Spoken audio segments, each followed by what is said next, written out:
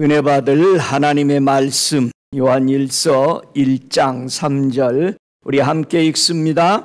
우리가 보고 들은 바를 너희에게도 전함은 너희로 우리와 사귐이 있게 하려 함이니 우리의 사귐은 아버지와 그 아들 예수 그리스도와 함께 함이라. 아멘. 오늘 은혜 받을 말씀의 제목은 하나님과 교제하자라는 제목으로 은혜 받기를 원합니다. 사귄다, 교제한다라는 뜻은 참여하는 것을 의미합니다. 서로 나누어 주는 것을 가리켜서 교제한다, 사귄다 그렇게 말을 하고 있습니다. 그래서 친교라고 말하고 자선품이나 기부금을 할 때에도 사귄다, 교제한다 라는 뜻을 씁니다. 교제한다라는 것은 오늘 본문에도 얘기하듯이 우리의 사귐은, 우리의 교제는 아버지와 그 아들 예수 그리스도와 어떻게 하는 거다?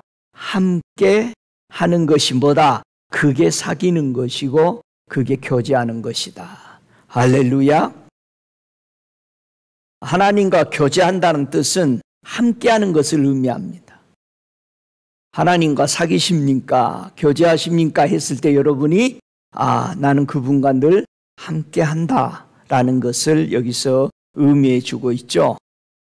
그래서 오늘 본문 1장 3절의 요한일서 우리가 보고 들은 바를 너희에게 전함은 너희로 우리와 사귐이 있게 하려 함이니 우리의 사귐은 아버지와 그 아들 예수 그리스도와 함께함이라 하면서 5절에 보면은 하반절에 곧 하나님은 빛이시라 그에게는 어두움이 조금도 없으시느니라. 만일 우리가 하나님과 사귐이 있다 하고 어두움 가운데 행하면 거짓말을 하고 진리를 행치 아니하거니와 저가 빛 가운데 계신 것 같이 우리도 빛 가운데 행하면 우리가 서로 사귐이 있고 그 아들 예수의 피가 우리를 모든 죄에서 깨끗게 하실 것이요. 어디 안에 있으면? 빛 가운데 있으면 빛이 뭡니까? 하나님은 빛이시라. 그러니까 하나님과 함께 하기 위해서 그리스도의 피가 필요하지만 또 하나님과 함께 함으로써 예수의 피가 우리 죄를 깨끗이 다 덮었다라는 의미도 된다라는 것을 여기서 지금 얘기합니다. 하나님과 교제한다 할 때에 이 교제 어떻게 해서 우리는 하나님과 교제하게 됐을까? 하나님과 성도가 교제를 할 수 있는 조건이 뭐였어요? 유월절을 통해서 무교절로 하나가 되어서 연합되게 해 주신 것이다 이렇게 말합니다. 그래서 우리 무교절은 하나님과 연합을 의미합니다. 우리는 이 예수님의 그 보혈과 그분의 희생 그리고 그분의 죽으심을 상징하는 것이 유월절이죠. 이 유월절의 희생, 그래서 창세기부터 시작해서 모든 성경은 예수님의 보혈에 대해서 희생에 대해서 기록한 것이죠. 그의 죽으심에 대해서 기록함으로 우리에게 주는 엄청난 하나님과 하나 되는 하나님의 혈통에 들어오는 가족이 되는 이런 의미로 예수의 보혈이 이루어내셨다라는 것을 여기서 볼 수 있습니다. 출애굽기 12장에 보면은 그 어린 양을 잡아서 그 피를 어디다 발랐다? 문설주 임방에 발랐을 때 죽음의 천사가 그 피를 보고 그 집의 장자를 죽이지 아니하고 패스됐다, 지나갔다. 그래서 패스오버라고 그러죠. 그 피를 볼 때에 죽음의 천사가 지나간 것을 우리가 압니다. 그래서 예수의 보혈이 저 예루살렘 성전에 가서 뿌려진 게 아니죠. 우리 예수님은 거기 들어갈 수가 없죠. 왜냐하면은 거기는 아론의 제사장이 있으니까 들어가면 큰일 나죠. 그래서 예수님은 흘리신 그 보혈을 가지고 어디로 들어갔다? 하늘의 책에 뿌려졌다. 하늘의 성전이 있죠? 하늘의 책에 가서 뿌려서 우리의 모든 죄를 가리워줬다. 그래서 우리가 하나님의 자녀가 된 거죠. 그래서 성경에 보면은 구약에서는 절기가 있었어요. 특별히 7대 절기라고 합니다. 7절기가 있어요. 구약의 7절기 한번 우리가 생각해 볼까요? 유월절이 있었죠. 그 다음에 무교절이 있었고, 그 다음에 초실절, 그 다음에 오순절, 그 다음에 나팔절, 신년이죠. 그 다음에 속죄일, 그 다음에 초막절, 장막절이라고 합니다. 이 구약에 나타난 7절기가 이 7절기를 이스라엘 백성이 지켜오면서 왜 하나님이 이 절기를 주었느냐가 중요한 거예요. 성경 전체는 예수의 보혈, 죽으심, 그분의 희생에 의해서 기록된 것이다. 왜? 구원사니까, 속죄 얻어서 구원받아 천국 가는 것이기 때문에 이 절기를 하나님의 가브리엘 천사가 어느 목사님에게 방문해서 하나님이 제일 우선시하는 것이 뭔지 아냐 하면서 가르쳐 줄 때에 왜 유월절을 하나님이 구약에서부터 지키게 했느냐? 그것은 예수의 보혈을 의미하기 위해서 지키라고 했던 것이다. 무교절이라는 것은 오늘 하나님과 교제한다고 그랬죠? 무교절은 하나님과 교제하라는 것입니다. 무교절. 뭐가 없다? 누룩이 없는 어떤 세상적인 것이 섞이지 아니한 것으로 우리는 하나님과 교제할 수 있어요. 우리는 하나님과 교제할 때 어떤 조건이나 세상적인 방법으로 되어지지 않는다라는 거예요. 그래서 무교절이 7일간 있었던 거예요. 할렐루야. 그 다음에 세 번째 절기가 초실절이었다. 초실절은 뭐를 의미한다? 예수 그리스도가 살아계시다라는 뜻. 예수 그리스도가 살아계시는 놀라운 이 역사를 우리에게 보여주는 게 초실절이었다. 그 다음에 오순절. 오순절은 뭐가 내렸어요? 성령이 부어주셨다. 그래서 이 절기들이 모두 다 신학까지 완전히 짝을 이루면서 우리 보고 배우라고 했던 건데, 사람들이 얘기하면, 절기 얘기하면 율법 지키세요. 그런. 여러분, 율법이 절기가 아니잖아요. 이 절기는 영원하다고 그랬어, 이 뜻이.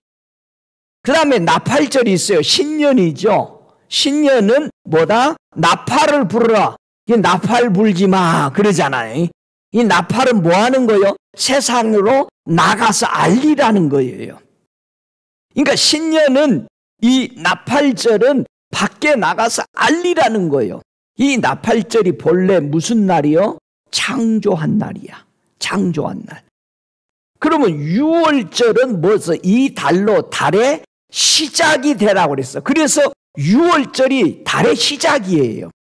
왜냐하면 예수님의 그 보혈로 마지막 주님 오시는 초막절까지 완성되는 시작과 끝이 되는 것을 의미해 주고 있죠. 자, 그 다음에 속죄일. 속죄일은 뭐다? 영원한 예수님의 속죄를 의미하는 거죠. 예수가 피 흘리심으로 그분이 이 속죄, 모든 죄, 이스라엘 백성은 1년에 한 번씩 속죄일에 들어갔지만은 이제는 신학에 와서 새 언약 시대에서는 예수 그리스도가 영원한 그 피가 우리를 완전히 죄를 사해 주셨다라는 것을 배우라고 속죄일이 있었던 거죠. 마지막 초막절, 장막절, 이것은 숫꽃이라고 그러잖아요. 다시 오실 예수 그리스도를 의미하는 것. 예수님이 오셔서 장막에 거하고 그 장막에서 우리와 함께 하는 것을 기다리는, 그래서 하나님의 세계로 들어가는 이것을 바로 초막절을 통해서 배우라고 그랬다. 그래서 초막절은 광야에 나온 것을 기념하기 위해서 우리가 텐트 치고 살면서 7일간 지냈던 거 아니에요? 우리도 세상에서 나와서 다시 오실 그 예수를 기다리고 있다. 그래서 이 절기들을 주었다. 하나님과 교제한다 할 때에 무교절을 의미하는 것입니다. 그래서 하나님의 이 우선순위, 그것은 예수 그리스도의 보혈을 상징하는 유월절로부터 시작해서 마지막 초막절 다시 오실 예수님으로 맞춰지는, 그래서 성경이 완성되는 모든 애언들이 끝이 나는 이 과정을 보여주는 게 성경에 나와 있는 7 절기들을 통해서 배우고 기다리도록 해주신 것이다. 그래서 성경은 예수님의 희생에 초점을 두고 있는 거예요. 왜? 그 보혈이 너무 귀중하기 때문에. 예수의 보혈이 중요한 이유가 예수님의 그 보혈의 공로로 우리가 의롭다함을 얻게 됐고, 우리를 향한 하나님의 분노가 누그러지게 되었고, 우리의 과거가 완전히 도말될 수 있었던 것은 예수의 보혈 때문에 그렇다. 할렐루야. 하나님의 분노가 누그러진 이유가 무엇일까?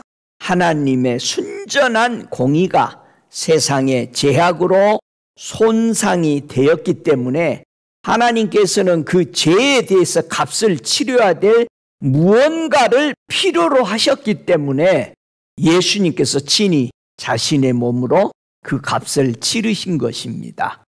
우리 죄에 대하여 하나님의 분노하심을 어디다 쏟으셨다? 예수님께 부어진 거죠. 그래서 예수께서 우리의 죄값을 치르신 것이다. 그래서 예수님이 나의 주님이십니다. 예수님이 나의 왕이십니다. 당신이 나의 주님입니다.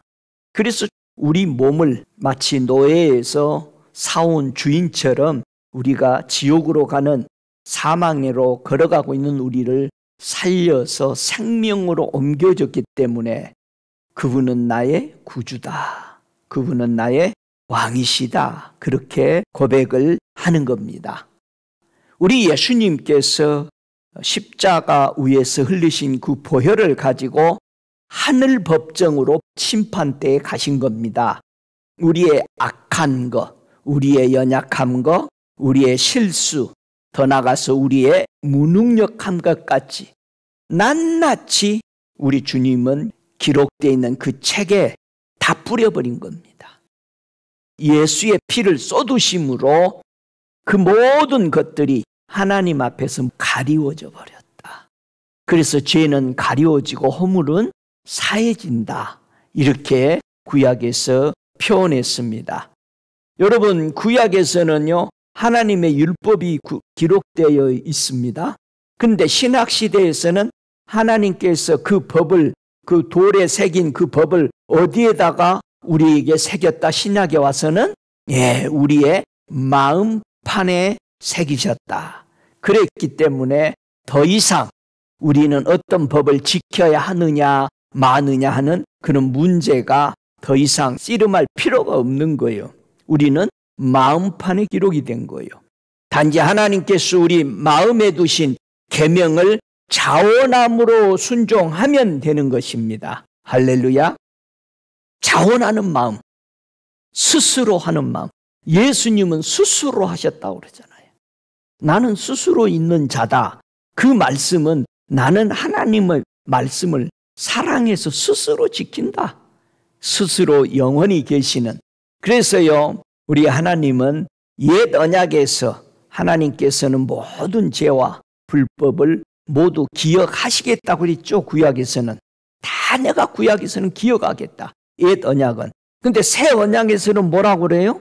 이제는 더 이상 죄와 불법을 다시는 기억하지 않으신다. 완전히 다른 거죠. 어느 게 좋아요? 새 언약, 새 시대의 언약에서 우리가 사는 거. 그래서 예수의 피가 그 모든 것을 담당했기 때문입니다. 우리 예수님께서 모든 사람을 친히 죽음을 맛보시려고 우리의 모든 속박과 형벌을 자유케 해주셨다라고 히브리서 2장 9절에는 우리에게 증언해 주고 있습니다. 근데 지금 때로는 어떤 사람들은요, 많은 사람들이 하나님의 보혈을 귀하게 여기지 않아요. 예수의 보혈에 대해서 한 번 구원받은 걸로만 생각하는데 그러지 않습니다. 어떤 사람들은 또 이렇게 말합니다. 예수님의 보혈은 예수님께서 십자가에서 피 흘려 죽으셨던 그 당시만 효력이 있는 것이다. 그렇게 말하는 사람도 있어. 근데 하나님께서는 그 보혈이 너무도 귀중하기 때문에 한 방울도 낭비하지 않으셨다라고 말씀하고 계속해서 우리의 인류의 죄를 앞으로 미래까지 씻고도 남을 예수의 보혈이라는 것을 우리에게 증거해 주고 있습니다. 믿습니까? 그분의 그 보혈은 무엇과도 바꿀 수가 없는 엄청난 가치를 사람이 매길 수 없는 것입니다. 그래서 예수님께서는 이 보혈로 모든 사람의 죄를 사하시려고 하나님의 놀라운 계획 속에서 순종했던 것입니다. 예수님은 새 언약의 중보이신 예수다라고 히브리서 12장 24절에는 우리에게 말합니다. 그래서 예수의 피는 보혈의 그 능력은 영원한 겁니다. 할렐루야. 시한부가 아닙니다. 영원한 겁니다. 예수의 보혈의 능력이 하나님 아버지와 성도를 어떻게 해주셨을까? 한번 우리 고린도전서 1장 9절을 한번 볼까요? 우리 예수의 그 피가 우리 하나님과 나 사이를 어떻게 해준 것인가? 고린도전서 1장 9절에 너희를 불러 그의 아들 예수 그리스도의 우리 주로 더불어 교제케 하시는 하나님은 미쁘시도다. 자, 킹제임스는 이 말씀을 이렇게 번역을 했어요. 너희를 그의 아들 예수 그리스도 우리 주의 교제 안으로 부르신 하나님께서는 신실하시도다. 이렇게 말했습니다. 고린도 교회에 성령에 충만한 사도 바울이 성령에 의해서 말씀하시기를 고린도 교회 성도들이 하나님과 교제한 것처럼 예수님과 교제하고 더 나아가서 성도들하고 분열 없이 같은 생각, 같은 의견으로 온전히 함께 연합하기를 사도 바울은 권면했던 것입니다. 이게 교제의 근본, 뜻을 설명했던 겁니다. 한번 성경을 보세요. 우리가 하나님과 꾸준히 교제를 함께 할 수 있는 이 원동력은 어디서 나올까? 우리도 꾸준히 앞선 우리 믿음의 선대들처럼 일평생 나의 생애가 끝날 때까지 하나님과 교제하며 사귀며 살고 싶은데 그 힘이 어디서 나오냐 이거예요. 한번 보세요. 사도행전 2장 42절에 보면은 엄청난 원동력이 이렇게 했을 때 나왔다라고 기록되어 있어요. 사도행전 2장 42절 같이 읽습니다.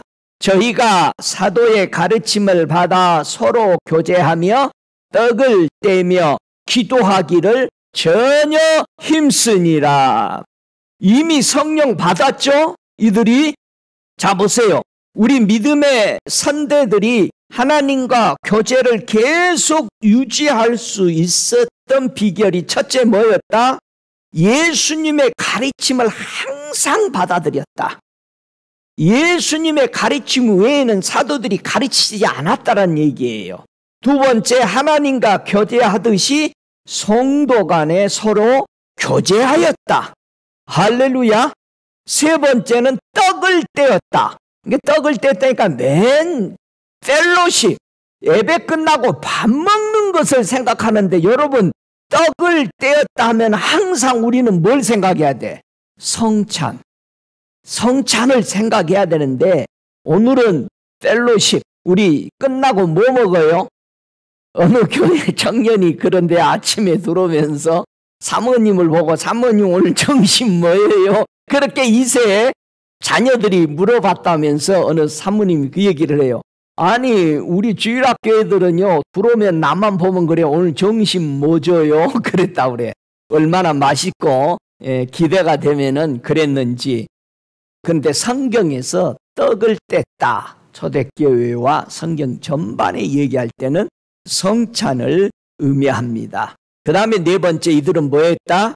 기도하기를 전혀 힘썼다. 이것이 하나님과 교제할 수 있었던 비결이었다라고 증언을 하는 거예요. 그러니까 저와 여러분도 꾸준히 이 네 가지 패턴을 계속, 여러분이 힘들고 앞이 안 보이고 정말 어디 가서 뭘 물어봐야 되냐, 그게 아니라 이 사도행전 2장 42절을 붙들고 하나하나씩 조금씩 계속 말씀 묵상하고 예수님이 가르침만 받아들이고, 그리고 서로 교제하고 떡을 떼고 기도에 전혀 힘쓸 때 우리 주님이 언제 오시든지 우리는 반드시 만나게 되는 줄 믿습니다. 이건 보장이에요. 할렐루야.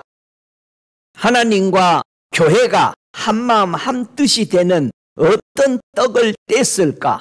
서로 떡을 뗐다고 그러잖아요. 그럼 떡을 봐야지. 우리도 떡 좋아하는데.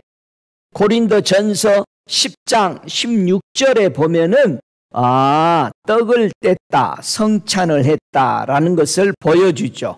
고린도전서 10장 16절 같이 읽습니다. 우리가 축복하는 바 축복의 잔은 그리스도의 피에 참여함이 아니며 우리가 떼는 떡은 그리스도의 몸에 참여함이 아니냐. 어느 성경 번역에 보면은 감사의 잔은, 감사의 떡은 이 축복 대신에 감사로 번역을 해놓은 성경도 있어요. 자, 성도의 축복은 하나님과 교제케 하는 예수님의 성찬이었다라는 걸 여기 볼 수 있어요. 축복의 잔이 뭐다? 그리스도의 피에 교제하는 거였다. 킹제임스 버전에서는 교제로 번역을 했어요. 사귐보다는. 그래서 축복의 떡은 그리스도의 몸에 교제하는 것이다라고 말하고 있습니다. 그래서 우리 예수님의 이 떡과 이 잔, 그래서 17절에 보면은 이는 우리 많은 사람이 한 빵이요 한 몸이기 때문이며 우리가 모두 한 빵에 참여하기 때문이다. 그래서 이 당시에 성찬식을 할 때는요, 빵이요 큰 덩어리로 하나였어요. 큰 덩어리에서 자기가 먹을 만큼 뛰어갔어요. 우리 목사님들이 성찬식을 하다가 이 빵을 큰 걸 이제 해가지고 돌리는데 어떤 목사님이 자기 차례 돌아오니까 크게 주먹보다 큰 걸 띄더라고. 그러니까 옆에 있는 목사님 아침 식사 안 했어?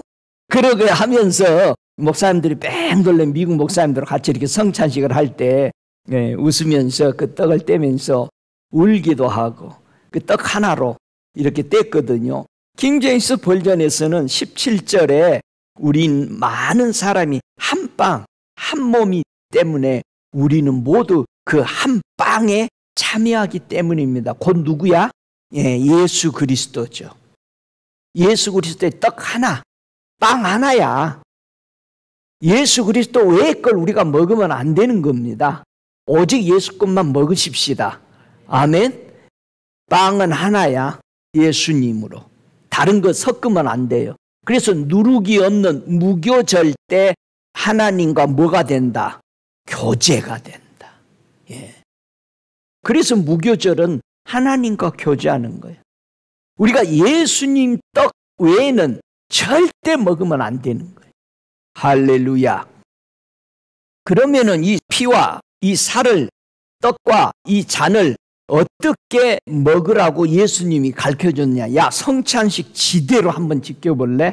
하면서 성찬식을 올바로 주님이 가르쳐준 방법이 요한복음 6장 35절이죠. 우리는 하도 읽어서 애우지만 진짜 귀중해요.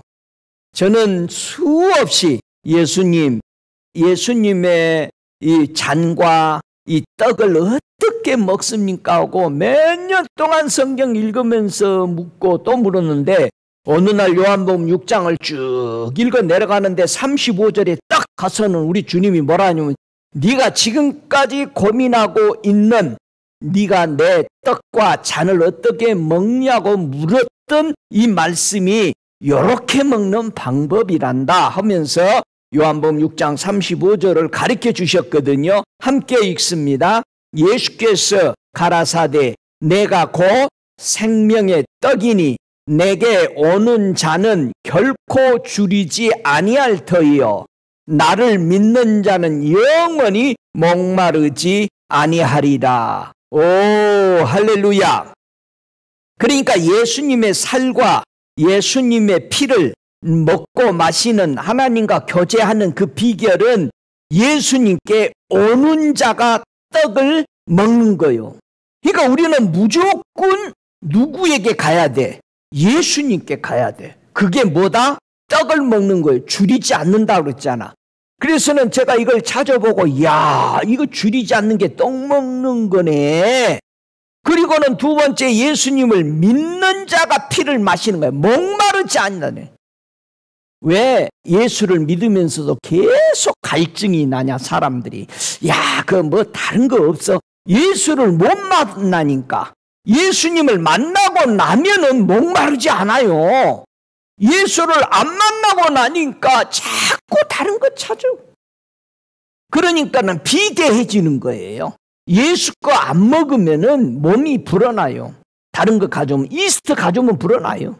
세상 철학, 세상의 이론 가져오면은 몸이 불어나. 근데 예수님 것만 먹고 예수님 것만 마시면 어때? 몸이 아무것도 섞이지 않는 거야. 그러니까 예수를 믿는 자는 목마르지 않아. 예수의 피만 마신다 이 말이에요. 이게 예수님의 살과 예수님의 피를 마시는 겁니다. 예수님의 잔과 떡을 먹는 방법을 우리 주님은 이렇게 확실하게, 그래서 저와 여러분이 예수님께 가고 예수님만 믿는 것이 완전한 신앙의 자세예요. 할렐루야. 하나님과 성도가 교제할 때 우리는 항상 무엇을 발견하고 배우게 될까? 우리가 하나님과 이렇게 교제할 때요, 우리가 알아야 될 세 가지를 바르게 발견돼야 돼. 항상 우리가 하나님과 교제할 때 첫 번째, 그리스도에 대해서 발견되기를 원해요. 메시아를 알기를 원해. 그러니까 저와 여러분이 하나님을 믿으면 믿을수록 예수 그리스도 메시아를 더 확실히 알아줘야 돼. 이게 바르게 교제하는 거예요, 하나님과. 두 번째, 하나님과 교제할 때 부활의 권능이 발견돼야 돼. 이야, 이 부활되는 게 성결의 영이 되는구나. 예수님이 왜 살아나셨어? 살아나신 것은 뭐를 증명하기 위해서? 성결의 영을 증명하기 위해서 부활되신 거예요. 할렐루야. 그래서 우리도 예수 믿고 거룩하게 성결하게 되었다는 것을, 부활의 신앙이 되었다는 것을 보여주는 거예요. 세 번째, 우리가 하나님과 교제할 때 뭐 한다? 고난의 사귐에 대해서 발견돼서 하나님을 더욱더 사랑하게 되는 것입니다. 그래서 우리는 하나님은 알면 알수록 누구를 알려준다? 아들을 알려줘. 예수님을. 부모가 친구하고 이런 주변 다른 분들, 어른들이 깊은 교제할 때 꼭 누구를 동참시켜요? 자녀들을 동참시켜서 이 교제가 계속 이어가도록 자녀들끼리 서로 상호작용해서 서로 도움 주고 교제하도록 항상 어른들은 연결시킵니다. 그게 바른 교제거든. 그러니까 우리 하나님도, 하나님은 알면 알수록 아들을 알게 하고, 우리가 예수 믿으면 믿을수록 누구를 알게 돼? 아버지 하나님을 알게. 이게 바른 신앙입니다.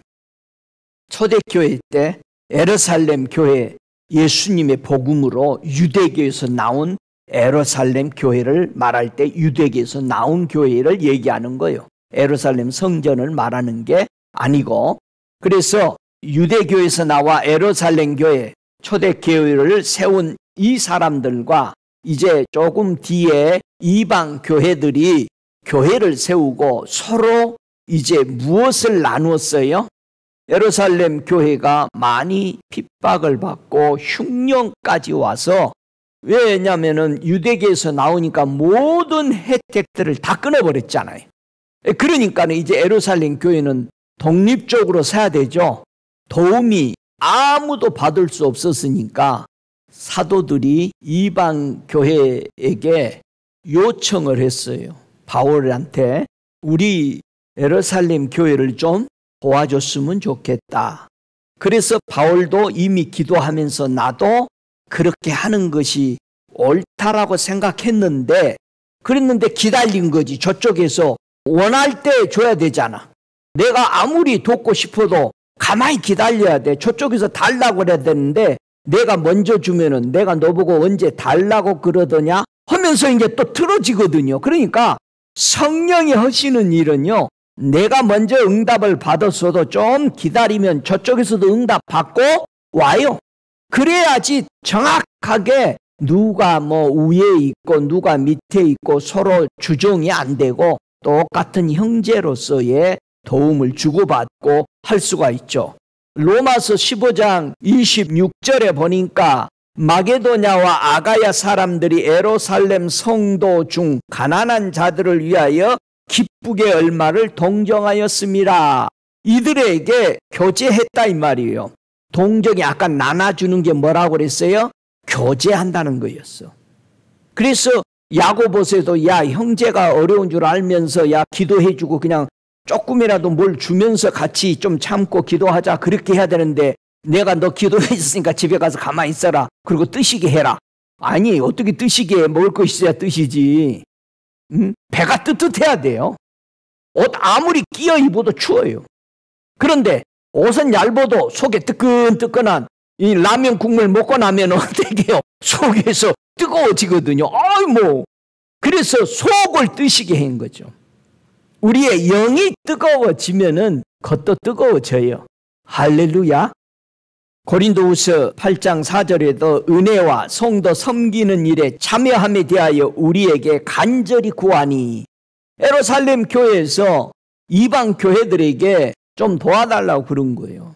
그래서 바울은 돕는 일에 연보를 후하게 보냈고, 또 빌립보 교회는 바울이 복음 전도할 때 항상 뒤에서 선교에 동참했다라는 것을 봅니다. 이게 뭐다? 서로 돕는 교제다. 교제도 믿음의 교제도 있죠. 믿음의 우리 사귐도 있어요. 가는 방향이 똑같고 가면은 얼마나 서로 힘이 됩니까? 그래서 빌레몬서 1장 6절에 바울과 빌레몬의 항상 가는 복음의 방향이 같아서 빌레몬이 자주 바울을 힘이 나게 선교에 동참했던 것을 여기서 볼 수 있습니다. 자, 하나님 아버지가 흠양하시는 제사가 있어요. 제사하면은 제사가 몇 가지가 있죠? 네, 2가지 제사가 있어요. 그런데 하나님은 어떤 제사를 받으실까? 자, 저 예루살렘 성전에서 드리는 율법으로 양잡아 제사 드리는 제사가 있다 하면은 신약에 와서는 어떤 제사가 있어? 예수 그리스도를 통해서 제사를 드림으로 말미암아 우리가 자유케 된 제사가 있습니다. 제사가 나오면 항상 2가지를 다 생각해야 돼. 그래서 에베소서 5장 2절에 보면은 하나님께서 어떤 제사를 받으시는가? 에베소서 5장 2절에 그리스도께서 너희를 사랑하신 것 같이 너희도 사랑 가운데 행하라. 그는 우리를 위하여 자신을 버리사 향기로운 제물과 생축으로 하나님께 드리셨느니라. 우리 예수님이 드린 제사가 하나님이 기뻐 받으셨다. 할렐루야. 근데 왜 이스라엘 백성이 드린 제사는 40년 동안 한 번도 안 받으셨다고 그래요? 왜 안 받으셨을까? 한번 보세요. 신약에 와서 설명해요. 그들이 유대인들이 이제 예수 믿고 그들이 드린 예배를, 그 제사를 재조명하면서 설명해 주기 때문에 왜 하나님이 안 받았느냐고 설명하는 거죠. 자, 사도행전 7장 41절 42절에 보면은 하나님이 왜 율법으로 드린 제사를 40년 동안 안 받으셨다고 말하는지를 여기서 볼 수 있어요. 자, 스데반의 설교겠죠? 사도행전 7장 41절 같이 읽습니다. 그때에 저희가 송아지를 만들어 그 우상 앞에 제사하며 자기 손으로 만든 것을 기뻐하더니 하나님이 돌이키사 저희를 그 하늘 군대 섬기는 일에 버려두셨으니 이는 선지자의 책에 기록된 바 이스라엘의 집이여 40년을 광야에서 너희가 희생과 제물을 내게 드린 일이 있었느냐. 야, 이거 심각한 거죠. 지금도 교회 안에서 예배하는 이 영적 하나님이 받을 예배를 드리는데 두 무리로 나눠진다는 거예요. 뭔가를 우상을 만들어 놓고 제사한다 이거예요. 또는 자기 손으로 만들어 놓은 것을 기뻐서 예배 드린다는 거예요. 하나님하고 관계없이 야, 내가 교회를 이렇게 멋지게 세웠는데 자기 혼자 들떠가지고 자기 자신에게 기뻐서 찬양은 입으로 해도 자기 본래 초점은 지금 이 아름다운 거 다 이건 내가 했어야. 찬양이고 뭐고 전부 내가 만들었어. 내가 이렇게 했어. 내가 엄청나게 연습해가지고 한 점의 실수 없이 완전하게 찬양했어. 여러분, 자기가 좋아서 기뻐서 날뛰지 하나님은 받았다는 말 안 하잖아요. 슬픈 일이잖아요. 저도 설교해보지만 주님이 설교 잘했다 라고 말할 때하고 아무 말도 안 할 때는 잘못한 거예요. 분명히 하나님이 받으시는 예배, 하나님이 받으시는 저와 여러분이 앉아있는 이 예배의 시간들이 하나님이 받으셨다라는 은혜가 내리고 그분의 응답이 있고, 그래 저와 여러분이 가만히 그냥 넋놓고 앉아있지 말고 예배 드리면서 말씀을 같이 읽으며 계속 여러분의 생각이 주님과 함께하는 시간으로 같이 가야 되는 거예요. 할렐루야. 그래서 우리가 성경도 찾아 읽기 위해서 벽에다 띄우지도 않고 그러는 거예요. 찾으라고. 하나님이 기뻐하시는 제사는 서로 교제를 하는 것이었다. 히브리서 13장 16절에 하시는 말씀이 오직 선을 행함과 서로 나눠주기를 잊지 말라. 이 같은 제사는 하나님이 기뻐하시느니라.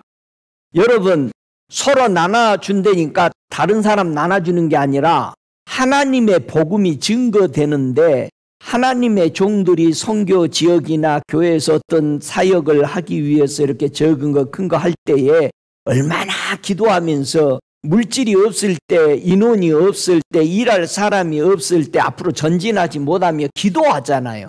이때 서로 협력하고 나눠줄 때에 이 힘이 얼마나 나겠어요. 복음을 증거하면은 방해하지 말고 비판하지 말고 그저 칭찬하고 힘이 돼야 돼. 할렐루야. 지나가도 복음 전하는 사람 보면 음료수라도 한 잔 갖다 놓고 아니 냉수 한 그릇 떠다 주면은 손지서 상도 받고 목회자 상도 받는다고 그러잖아요. 그러니까 전도하거나 어디 가서 뭐 하면 아이고 수고하십니다. 그렇게 해야 돼요. 그렇게 오고 기도해 주고 그러면 여러분이 상 받잖아요. 천국에다가 상을 좀 쌓으시기 바랍니다. 로마서 12장 1절에 보니까 하나님이 기뻐 받으시는 제사에 대해서 얘기하죠. 그러므로 형제들아 내가 하나님의 모든 자비하심으로 너희를 권하노니 너희 몸을 하나님이 기뻐하시는 거룩한 산 제사로 드리라. 이는 너희의 드릴 영적 예배니라. 제사가 뭐라고? 영적 예배라고. 하나님이 받으시고 기쁘게 받으시는 이 거룩한 산 제사로 드리면은 하나님이 그게 뭐가 된다? 그게 영적 예배다. 아예 제사가 예배라고 바꿔놓잖아. 여기서요. 뭐를 할 때? 선을 행할 때, 그 다음에 서로 교제할 때, 이게 산제사의 예배요. 하나님이 기뻐 받으시는 영적 예배다. 예수님이 영적 예배를 하나님이 받으신다 할 때 신령과 진정으로 드려야 받는다 했을 때 그 말씀과 선을 행할 때 우리가 하나님의 말씀을 따라가는 게 뭐예요? 선이죠. 우리가 예수님과 교제하고 하나님과 교제하고 성도들과 성도 간에 정말 복음을 위해서 한 뜻, 한 의견을 가지고 서로 교제할 때 귀한 겁니다. 이게 연합이요. 할렐루야. 그래서 제사는 두 가지가 있다. 율법으로 드리는 제사가 있는가 하면 복음으로 새 언약 아래 드린 이 제사, 산제사가 바로 영적 예배다. 그렇게 말합니다. 우리가 생각을 해보세요. 왜 율법으로 드리는 제사를 폐하시고 새 언약의 제사를 하나님은 주셨을까?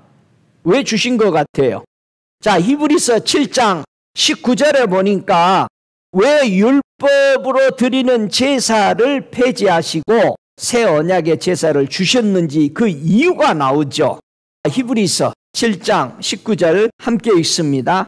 율법은 아무것도 온전케 못할지라 이에 더 좋은 소망이 생기니 이것으로 우리가 하나님께 가까이 가느니라. 하나님과 가까이 가서 교제할 수 있는 제사가 온전한 제사가 뭐다? 새 언약에 드린 제사. 더 좋은 것이 생겼다 이거예요. 히브리서 9장 9절에 이 더 좋은 것을 계속 설명합니다. 이 장막은 현재까지 비우니 이에 의지하여 드리는 예물과 제사가 섬기는 자로 그 양심상으로 온전케 할 수 없나니 그렇게 말합니다. 그래서 히브리서 7장 28절 율법은 약점을 가진 사람들을 제사장으로 세웠거니와 율법 후에 하신 맹세의 말씀은 영원히 온전케 하신 아들을 세우셨느니라. 더 좋은 제사는 뭐다? 예수 그리스도로 바친 제물, 어린 양으로 대신해서 죽으셨던 자신을 십자가에 내어주신 이 예수님의 희생, 죽으심이 뭐다? 하나님의 말씀으로 온전히 영적 예배가 되게 했다. 이게 영적 예배요. 예수가 없는 예배 소용없어요. 저와 여러분 가슴 세게 예수님에게 드리는 예배가 아니고 예수가 없는 예배 하나님이 흠양 안 하신다는 얘기예요. 그래 우리가 정신 바짝 차려야 되잖아요. 아차 하면은 재물을 다른 거 갖다 놔버려. 예수님이 사람의 속죄의 양으로 오신 것을 어떻게 말씀하셨느냐? 내가 속죄의 양으로 왔다라는 말을 예수님이 죽으시기 전에 복음 전하면서 많이 말씀했어요. 마태복음 9장 13절에 그런 말씀을 합니다. 너희는 가서 내가 긍휼을 원하고 제사를 원치 아니하노라 하신 뜻이 무엇인지 배우라. 내가 의인을 부르러 온 것이 아니요 죄인을 부르러 왔노라. 지금 이게 산제사의 제물이 되시는 자신을 가리켜서 지금 설명하는 거예요. 그래서 좀 더 나가다가 마태복음 12장 7절에 더 말씀하죠. 나는 자비를 원하고, 지금 마태복음 9장에서는 뭐를 원한다고 그래서? 긍휼을 원한다고 그랬는데 긍휼과 자비가 같은 거죠. 나는 자비를 원하고 제사를 원치 아니하노라 하신 뜻을 너희가 알았으면 무죄한 자를 죄로 정치 아니하였으리라. 예수님은 죄 없으신 무교절이잖아요. 죄 없으신 몸으로 죽으신 거예요. 할렐루야. 그래서 왜 7일이 있는지를 이해가 되겠어요? 하나님의 절기들은 다 7일씩이 많이 있죠. 7일 지키는 게. 왜 창세기의 7째 날까지 창조하신 뜻을 우리가 알아야 되죠. 그래서 일주일 내내 우리는 주님과 교제하며 살도록 지었다는 사실을 알아야 돼요. 이 무교절은 아무것도 섞지 않고 일주일 내내 첫날도 마지막 날도 다 뭐요? 성회야. 시작도 끝도 하나님 앞에 드리는 성회다. 그래서 우리가 하나님과 교제할 수 있는 길이 어떻게 열렸느냐고 얘기하냐면은 히브리서 10장 1절에 보니까 구체적으로 더 설명하죠. 히브리서 10장 1절 2절 우리 함께 볼까요? 율법은 장차 오는 좋은 일의 그림자요 참 현상이 아니므로 해마다 드리는 바 같은 제사로는 나오는 자들을 언제든지 온전케 할 수 없었느니라. 그래서 맨 다른 양을 잡아서 죽였잖아요. 그런데 2절에 그러지 아니하면 섬기는 자들이 단번에 정결케 되어 다시 죄를 깨닫는 일이 없으리니 어찌 드리는 일을 그치지 아니하였으리요.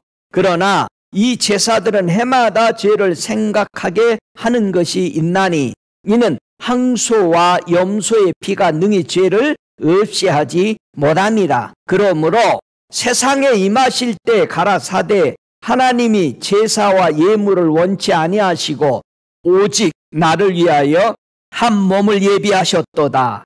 전제로 번제함과 속죄제는 기뻐하지 아니하시나니 이에 내가 말하기를 하나님이여 보시옵소서. 두루마리 책에 나를 가리켜 기록한 것과 같이 하나님의 뜻을 행하려 왔나이다 하시니라. 위에 말씀하시기를 제사와 예물과 전제로 번제함과 속죄제는 원치 아니하시고 기뻐하지도 아니하신다 하셨고 이는 율법에 따라 드리는 것이라. 이후에 말씀하시기를 보시옵소서. 내가 하나님의 뜻을 행하러 왔나이다 하셨으니 그 첫 것을 폐하심은 둘째 것을 세우려 하심이라. 이 뜻을 쫓아 예수 그리스도의 몸을 단번에 들이심으로 말미암아 우리가 거룩함을 얻었노라. 오 할렐루야. 예수 없이는 어떤 것도 거룩함에 이룰 수 없다. 우리의 어떤 행위로 내가 뭐를 아무리 위대한 일을 해도 그것이 우리를 거룩하게 하는 길이 아니다. 그래서 예수 그리스도만이 우리를 산 길로 인도해 주셨다. 그래서 히브리서 10장 19절에 그러므로 형제들아 우리가 예수의 피를 힘입어 성소에 들어갈 담력을 얻었나니. 왜 우리 성소를 들어가야 돼? 성전에 누가 계셔? 하나님 아버지가 계시니까 거기를 담대하게 들어갈 수 있는 담력을 얻은 이유는 그 길은 우리를 위하여 휘장 가운데로 열어놓으신 새롭고 산 길이요 휘장은 곧 저의 육체니라. 그래서 우리는 하나님 앞에 당당하게 들어갈 수 있게 된 겁니다. 그래서 우리가 하나님을 아버지라 부르면서 당당하게 보좌 앞에 나아갈 때 누구를 의지해서 나가야 된다? 예수. 오 나사렛 예수를 찬양합니다. 예수님은 무엇이 더 나은 제사라고 우리에게 가르쳐줬을까? 더 나은 제사. 그러면 더 못한 제사와 더 나은 제사의 차이를 설명해 주는 거죠. 자, 마가복음 12장 33절에 더 나은 제사에 대해서 이렇게 말한 거죠. 또 마음을 다하고 지혜를 다하고 힘을 다하여 하나님을 사랑하는 것과 또 이웃을 제 몸과 같이 사랑하는 것이 전체로 드리는 모든 번제물과 기타 제물보다 나으니라. 그래서 우리가 더 나은 제사, 우리 예수님이 드린 더 나은 제사는 그분이 마음을 다해서 하나님 앞에 드리고 지혜를 다해서 드렸고 힘을 다해서 하나님을 사랑해서 이웃을 위해서 우리 주님은 친히 죽어주신 것이 보다 더 나은, 율법보다 훨씬 더 나은 완전한 제사였다라는 것을 여기서 보여줍니다. 그래서 우리는 더 나은 제사를 우리도 드릴 수가 있죠. 히브리서 13장 15절에 우리 보고 더 나은 제사를 우리가 예수로 말미암아 항상 찬미의 제사를 하나님께 드리자. 여러분 진짜 찬양 많이 하세요. 하나님 정말 이 찬양 드립니다. 그 이름을 증거하는 입술의 열매래요. 우리 열매 맺으십시다. 입술에 찬미의 제사 드려서 하나님이 그렇게 기뻐하는 거예요. 여러분 누가 여러분 칭송하면 기분 어때요? 좋죠? 그러면 여러분이 하나님 찬양하면 나를 이렇게 구원받도록 독생자 보내주시고 성령을 보내줘서 완전한 길을 가게 하시고 하면서 여러분이 찬양할 때 우리 하나님은 얼마나 기쁠 거야. 야, 쟤 좀 뭐 좀 줘라죠. 오늘 하루 종일 저런다죠. 입술의 열매가 찬미의 제사가 넘치기를 주의 이름으로 축복합니다. 오 할렐루야. 우리 예수님을 믿음의 제사로 드리기 위해서 히브리서 10장 14절처럼 저가 한 제물로 거룩하게 된 자들을 영원히 온전케 하셨다. 온전한 사람이 되도록 우리를 일으켜 주신 것입니다. 우리 예수님이 이 땅에 오셔서 하나님하고 내가 교제할 수 있도록 무엇을 온전케 해주셨을까? 우리 예수님이 이 땅에 오셔서 온전케 이루어 놓으신 것을 한번 생각을 좀 해보세요. 요한복음 4장 34절에 예수님이 이 땅에 오셔서 온전케 해준 게 뭔지를 설명하죠. 예수께서 이르시되 나의 양식은 나를 보내신 이의 뜻을 행하며 그의 일을 온전히 이루는 이것이니라. 예수님은 이 땅에 오셔서 하나님이 부탁한 그 일들을 다 이루셨어요? 안 이루셨어요? 다 이루셨어. 그래서 십자가 위에서 뭐라고 그러셔요? 다 이루었다. 끝내버렸다는 얘기야. 예수님은 우리가 구원받고 하나님의 자녀 되는데 완전히 다 이루셨습니다. 다른 것 할 필요가 없이 이루셨어요. 완전하신 분이신 줄 믿으시기 바랍니다. 요한복음 5장 36절에도 계속해서 주님이 얘기합니다. 내게는 요한의 증거보다 더 큰 증거가 있으니 아버지께서 내게 주사 이루게 하시는 역사, 곧 나의 하는 역사가 아버지께서 나를 보내신 것을 나를 위하여 증거하는 것이요. 하나님이 부탁한 모든 증거들을 예수님은 뭐 했다? 이루셨다. 완전케 하셨다. 오 할렐루야. 주님을 찬양합니다. 다 이루어 놓으신 우리 주님께 영광을 돌려드립니다. 오 할렐루야. 여러분, 예수님이 이 땅에 오셔서 다 이루신 것을, 그 이루심을 내게 덧입혀지기를 어떻게 원해라? 한번 히브리서 5장 9절에 보면은 예수님이 이 땅에 오셔서 이루어 놓은 모든 구원의 주요 완전케 하신 이 말씀이 나에게는 어떻게 온전케 될까? 히브리서 5장 9절을 함께 읽어봅니다. 온전하게 되었은즉 자기를 순종하는 모든 자에게 영원한 구원의 근원이 되시고, 예수님이 이루어 놓으신 복음으로 영생 얻어 천국 들어가는 안전하게 온전하게 이루어 놓으신 것을 우리는 어떻게 덧입을 수가 있다? 예수님께 순종하는 모든 자에게 그것이 구원으로 이루어진다. 오 할렐루야.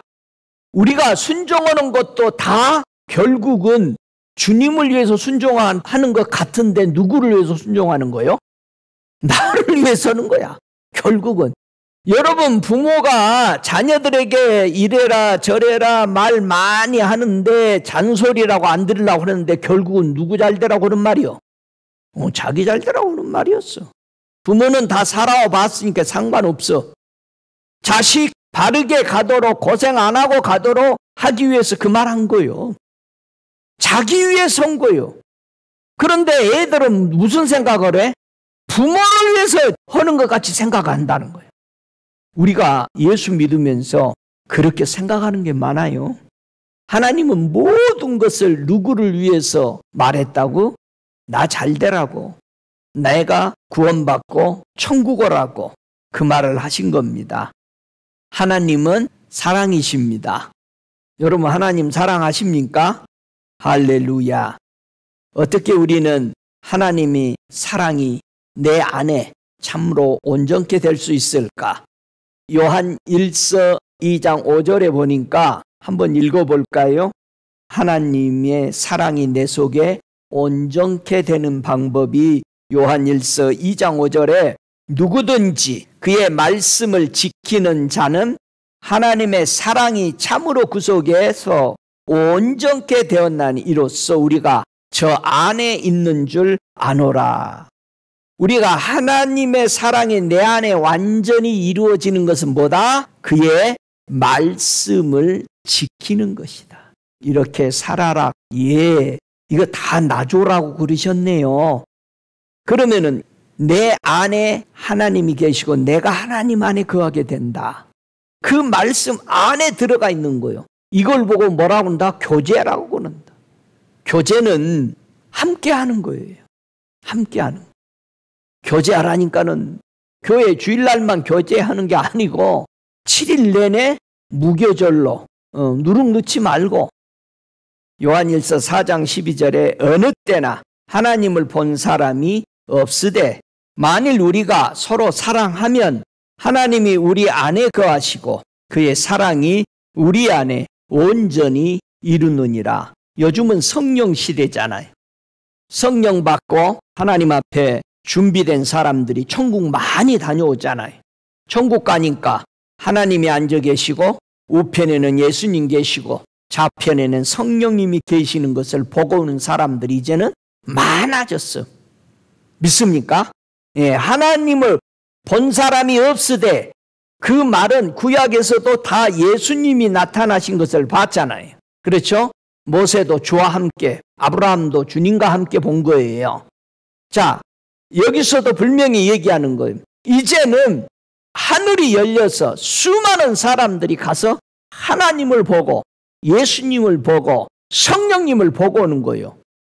근데 지금까지 우리는 하나님이 한 하나님이야 해가지고는 무조건 지금 이스라엘 백성도 자기 하나님만 생각하고 있잖아요. 예수님이 하나님이 아니라고 생각을 하고 있는데, 그래서 요한 1서에서는 이스라엘 백성들은 벌써 이걸 아는 거잖아. 초대교회에서 예수님 앞에 배웠으니까. 그래서 아들이 있는 자가 아버지가 있고 아버지가 있는 자는 아들이 있고 둘 중에 뭐 하나를 부인하면 그건 모두 다 무너지는 것이다라고 초대교회에 벌써 이스라엘 백성의 구약에 없던 말들을 정확하게 보여주기 시작한 거잖아요. 근데 구약에서도 없었던 게 아니라 밝히 말을 못했던 것인데 예수님이 오셔서 밝히 보여주지 않아요. 내가 창조할 때, 아버지가 창조할 때 있었다. 그러니까 우리가 가지고 있는 삼위의 하나님이 정확하게 이제는 정돈이 되는 거예요. 옛날에는 막 이거 설명하기 위해서 생각해 보시오. 아버지가 집에서는 아버지인데 아들인데 남편인데 나가서는 사업의 사장인데, 이 말 같지 않는 소리를 우리가 철학적으로 만들어냈던 거 아니에요. 이해시키려고 강제로라도. 여러분, 우리 안에 세 분이 다 계시잖아요. 이제는 제자들이 하나님의 음성 들었어요. 예수님 음성 들었어요. 가신 다음에 성령님 음성을 다 듣고 세 분 살았잖아요. 우리도 지금 성경 보니까 세 분이 다 우리 안에 계시잖아요. 할렐루야. 그러니까 세 분의 음성 다 듣고 살아야지. 우리가 생각하고 있던 삼위일체 하나님 세 분이 다 계시는 거예요. 믿습니까? 가서 봐요. 가서 만나봐. 분명히 세 분이 다 계시니까. 좋아, 여러분. 그의 사랑이 우리 안에 온전히 이룬다. 하나님은 예수를 보이시고 예수님은 이 땅에 오셔서 계속 아버지를 보였잖아요. 어떻게 삼위일체 하나님이 한 사람이라고만 그 의미를 모르는 거예요. 하나라는 뜻을. 세 분의 뜻은 항상 하나죠. 세 분이 말하는 건 하나요. 절대 아버지의 뜻에 흔들림이 없어. 그렇잖아요. 안 보니까, 체험 못하니까, 내 안에 계시는 하나님 세 분을 모르니까 분명히 예수님이 하나님이라고 그러죠. 이 땅에 오셔도 너희들이 말하는 그 이가 내가 그니라. 그 세 분이 다 하나님이에요. 하나님 아버지도 하나님이고 예수님도 하나님이시고 성령 하나님도 하나님이셔요. 그러나 하시는 세 분은 정확하게 계신다는 사실을 믿으시기 바랍니다. 예, 할렐루야. 요한일서 4장 17절에 사랑이 우리에게 온전히 이룬 것은 우리로 심판날에 담대함을 가지게 하려 함이니 주의 어떠하신가 같이 우리도 세상에서 그러하니라. 사랑 안에 두려움이 없고 온전한 사랑이 두려움을 내어 쫓나니 두려움에는 형벌이 있습니다. 두려워하는 자는 사랑 안에서 온전히 이루지 못하였느니라. 여러분, 두려움이 있어요, 없어요? 어디 안에 있으면 두렵다? 예, 어두움에 있으면 두렵죠. 처벌이 있죠. 하나님은 사랑이죠. 여러분, 빛 안에 거하십니까? 예, 사랑 안에 있으면 완전하다. 그렇게 말합니다. 오늘도 하나님은 우리와 교제하시기를 원하십니다. 예수를 보내신 것은 우리와 교제하기 위해서 하나님이 예수 그리스도를 보내주셨습니다. 우리 어떻게 교제할 수 있을까요? 야고보서 2장 22절 23절에는 우리가 하나님과 교제하는 것을 또 얘기합니다. 내가 보거니와 믿음이 그의 행함과 함께 일하고 행함으로 믿음이 온전케 되었느니라.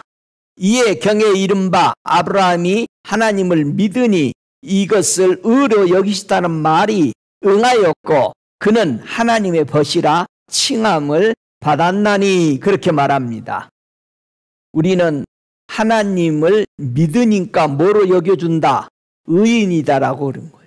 우리가 예수 그리스도를 믿는다. 뭐에 대해? 구원주요, 메시아라고 믿는 그 믿을 때 우리는 믿으니까 하나님이 우리를 뭐로 인정한다? 네가 내 말 믿어주구나 하고 의롭다라고 인정해 준 거예요. 그러니까 하나님의 말씀을 안 믿으면 의인이 아니야. 안 믿고 있잖아요.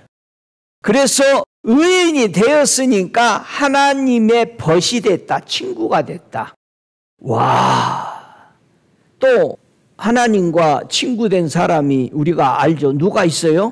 출애굽기 33장 11절에 보니까 사람이 그 친구와 이야기함 같이 여호와께서는 모세와 대면하여 말씀하시되 모세는 진으로 오나 그 수종자 눈의 아들 청년 여호수아는 회막을 떠나지 아니하니라. 모세는 하나님, 여기서 여호와, 신학의 와서는 주라고 나오죠. 예수님과 함께 있어요. 분명히 예수님이 이 땅에 계실 때에 유대인들에게 하는 말이 야, 아브라함도 나한테는 그러지 않았다 하니까 돌로 죽이려고 그랬잖아. 네가 50도 안 됐는데 네가 아브라함 아냐? 그럼 50 넘으면 아브라함 만났다는 얘기요. 예수님이 되게 아브라함과 함께 있었다고 그러잖아요. 18장에 와서 세 사람이 와서 절할 때 아브라함이 양 잡아서 무교병 부어서 가져왔잖아. 그것도 무교병 나오지. 교제했다 이 말이야. 아무것도 안 섞고 그대로 영접한 거. 우리도 주님과 친구 되었어요? 한번 보세요. 됐는지 안. 요한복음 15장 13절로 15절을 한번 읽어보죠. 아브라함이 우리 주님과 함께 믿음으로 의로워졌고 친구라고 벗이라고 말해줬어요. 모세도 그렇게 친구처럼 대면했어요. 우리도 예수님을 믿고 우리가 어떻게 됐을까? 요한복음 15장 13절부터 함께 읽습니다. 사람이 친구를 위하여 자기 목숨을 버리면 이에게 더 큰 사랑이 없나니 너희가 나의 명하는 대로 행하면 곧 나의 친구라. 이제부터는 너희를 종이라 하지 아니하리니 종은 주인의 하는 것을 알지 못함이라. 너희를 친구라 하노니 내가 너희 아버지께 들은 것을 다 너희에게 알게 하였음이니라. 오, 할렐루야. 우리가 예수님의 명령대로 따라 살면 뭐다? 친구야. 그래서 마음을 다하고 뜻을 다하고 힘을 다하고 이렇게 하나님을 사랑할 때 그게 뭐요? 친구가 되는 거예요. 그러니까 하나님하고 친구 되려면 마음을 다하고 뜻을 다하고 진짜 사랑으로 하는 거잖아요. 종교가 아니야. 절대 종교인은 하나님하고 친구 되지 못해. 예수님하고 친구 못 돼. 예수님이 부활하시고 나셔서 우리에게 더더욱 굳건하게 약속해 준 게 한번 요한복음 20장 17절 한번 보십시다. 요한복음 20장 17절. 이제는 완전히 부활하시고 나서는 우리에게 하시는 말씀이 더더욱 달라지셨잖아요. 자, 17절 같이 읽습니다. 예수께서 이르시되 나를 만지지 말라. 내가 아직 아버지께로 올라가지 못하였노라. 너는 내 형제들에게 가서 이르되 내가 내 아버지 곧 너희 아버지 내 하나님 곧 너의 하나님께로 올라간다 하라 하신대. 이제는 예수의 피로 우리가 한 패밀리, 가족이 되어버렸기 때문에 예수 피를 우리는 전부 다 예수님이 장자예요? 아니면은 차자예요? 장자잖아. 천국은 어떤 사람의 모임이다? 장자의 모임이요. 왜 장자의 모임이요? 나는 차자인데. 왜 천국은 모두 다 장자의 모임이요?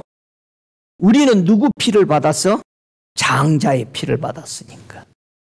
그러니까 우리는 예수 피 받았으니까 하나님을 보고 뭐라고 부른다? 아버지라고 부르는 거예요. 믿어져요? 아니, 목사님, 이것만 해결되면 내가 예수를 꼭 믿겠는데, 아니, 예수 믿는 사람들은 족보가 왜 그래요? 지 할아버지도 하나님을 보고 아버지, 지 아들도 하나님을 보고 아버지, 자기 손자도 예수님을 보고 아버지, 하나님. 나는 이 족보가 해결이 안 돼서 내가 지금 예수를 못 믿고 있습니다. 그러더라는 거예요. 충청도 붕에 갔더니. 그래서 목사님이 그걸 설명했더니, 아이고, 이렇게 쉬운 거를 내가 허성세월 몇십 년을 기다려. 그래가지고 그 할아버지가 다 나오는데 30명이 교회에 와버린 거예요.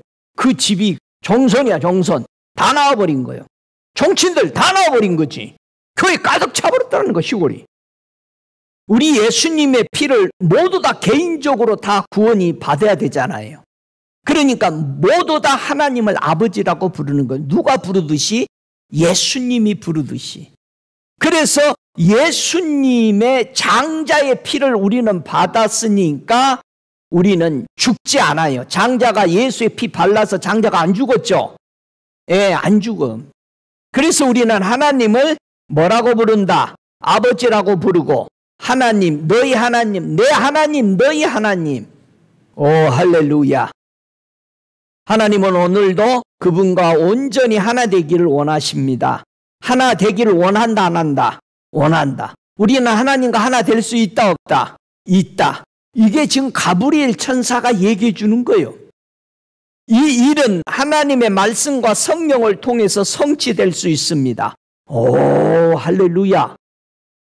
하나님은 여러분과 친구 되기 원하시며 여러분이 매일의 삶에서 그분의 임재를 느끼며 즐거워하기를 바라십니다.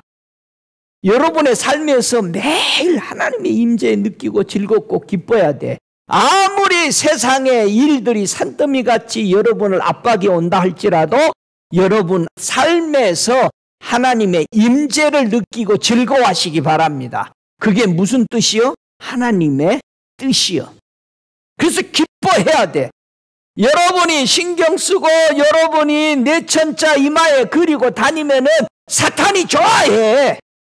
하나님이 좋아하는 형상으로 바꾸시기 바랍니다. 웃어요, 임재로 느껴요, 즐거워해요. 할렐루야. 하나님은 믿는 자들이 더 가까이 나오기를 원해요. 진짜 가까이 나오세요. 혹시 그분에게서 멀리 떠난 사람들도 다시 가까이 나오기를 원하십니다. 여러분이 어디에 있든지 그 자리에서 하나님을 찾기만 하고 부르기만 하면 주님께서는 바로 여러분에게 오실 것입니다. 믿습니까? 하나님은 진정으로 우리를 사랑하시고 원하십니다. 우리 하나님은 여러분이 그분께 좀 더 가까이 나오기를 원해. 여러분 지금보다도 더 앞으로 나아가시기 바랍니다. 할렐루야. 하나님과 교제를 무교절로 들어가시기 바랍니다. 아무것도 없이. 우리 조건 아무것도 필요 없어요. 예수의 보혈로 우리를 죄의 속박에서 자유케 하셨기 때문에 하나님께 나아가시기 바랍니다. 하나님께서는 즉시로 우리 죄를 가리워 주시고 모든 것을 문제 삼으지 않으신다는 사실을 꼭 기억하시기 바랍니다. 우리 하나님 앞에 나아가는데 조건이 있다면은 한두 가지 조건이 있죠. 분명히 기억하시기 바랍니다. 누룩은 일종의 죄를 나타낸다고 그랬습니다. 무교절에 유대인이 누룩을 넣지 않는 빵을 먹었는데 그것은 죄가 용서되었기 때문에 나타나는 거죠. 그런데 새 언약 아래서는 누룩을 넣은 빵을 먹어도 되죠. 왜냐? 하나님께서 의롭다라고 하셨기 때문에. 예수 믿고. 할렐루야. 요게 가브리엘 천사가 기쁜 소식을 전해준 말이에요. 하나님은 대속이라는 관점에서 우리를 거룩하고 흠이 없으며 완전한 존재로 보고 계신다.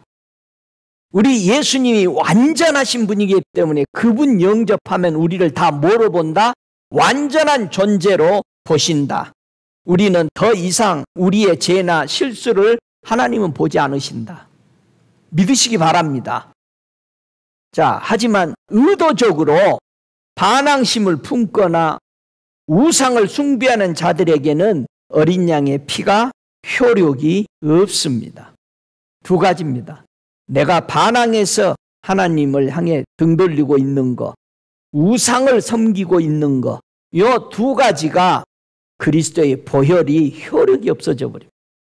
반항심을 그래서 우리는 버리고 순종하는 마음을 가지고 있는 자들에게는 이 속죄의 은혜가 그 아래서 머물게 됩니다.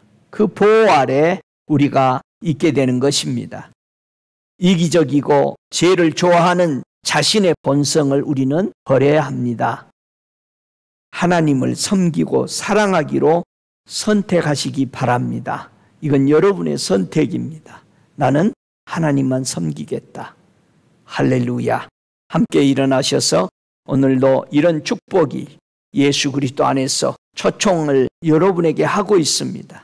나는 하나님과 교제하도록 우리 주 예수께서 길을 열어주셨다. 나는 예수의 이름으로 나아갑니다. 우리 함께 고백하는 시간 갖겠습니다.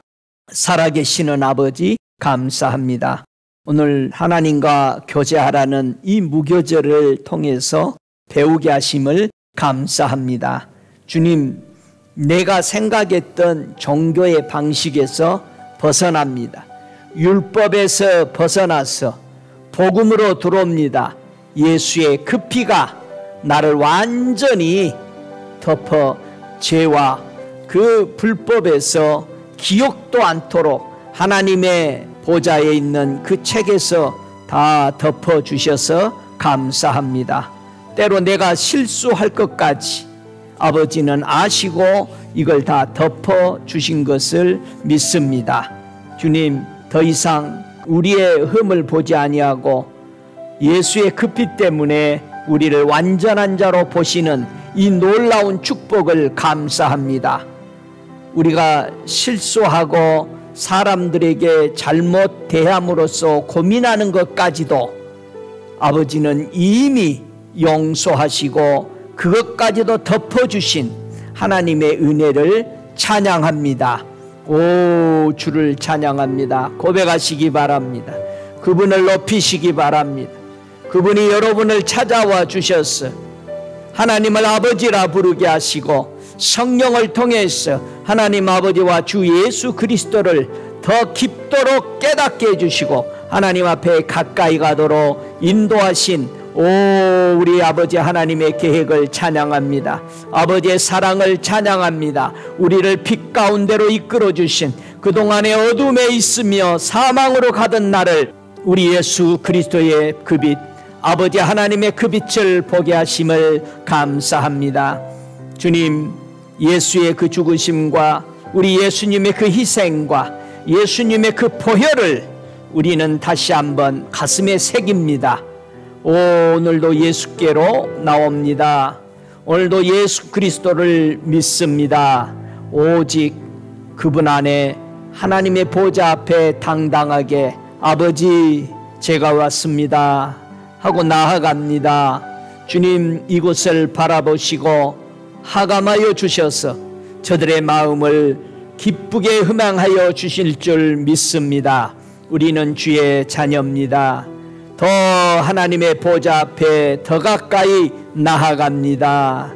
오, 성령이여 저들 머리머리에 풍성한 임재로 충만케 하옵소서.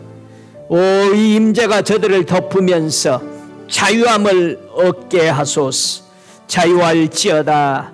묶인 것이 릴리스 될지어다. 풀려 자유를 선포하노라. 우리 예수님은 자유케 하시려고 오셨습니다. 놓여주려고 오셨습니다.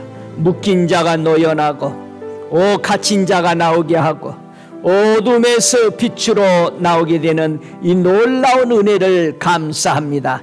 질병에 매여 있는 자가 놓여 자유케 되며 정결케 되며 새 힘을 얻게 함을 찬양합니다. 오 할렐루야. 지금은 우리 주 예수 그리스도의 은혜와 아버지 하나님의 극진하신 사랑하심과 성령의 내주하시는 역사하심이 오늘 하나님과 교제하기를 결정하며 오직 예수 그리스도만 바라보는 저들의 머리 위에 성령의 충만한 역사가 다시 오실 예수 그리스도를 기다리는 저들 심령 속에 영원토록 계실지어다. 아멘.